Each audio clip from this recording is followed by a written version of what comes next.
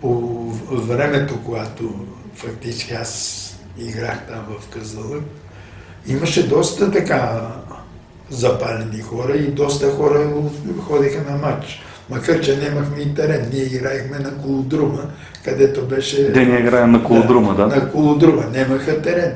Нямаха. Нали? И поради тази причина, може би и федерацията не разрешаваше. Ние след това направихме терена. По мое време вече, като треньор, вече го беха направили. Тогава това треньор, това игрище.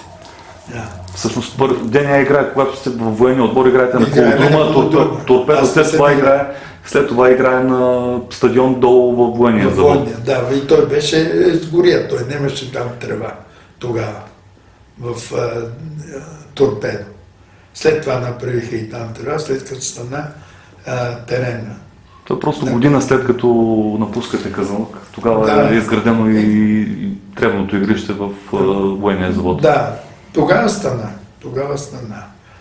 Но сега мисля, че могат да направят нещо, тъй като мисля, че имат така условия да стане, да тръгнат.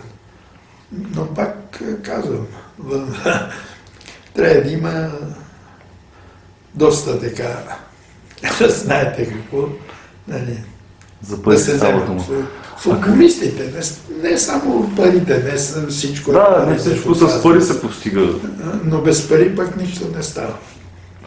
Именно. Каква е атмосферата да видиш, вие сте виждали пълен стадион Севтополис, като капацитета му е 15 000, но във вестниците се срещат дори за Черноморец, Бургас, мисля, че беше 22 000 билета са продадени. Каква е атмосферата този стадион, ако е пълен? Самочувствието и на играчите ще бъде съвсем друго. Настроението, амбицията ще стане съвсем друго. Настроението на хората, като знаят, там отиват. По мое време, когато аз бех вече треньор, много публиката. Арена беше пълен. Стадиона беше пълен. Ходеха. Нали, с успехите, хората почеха да идват. И ако тогава бехме влезнали, значи вече хората ще да свикнат с този начин и сметам, щеха да продължат доста време. Така, защото условия имаха и капацитет, и финанси, и тогава имаше. Можеха да поддържат един много добър отбор.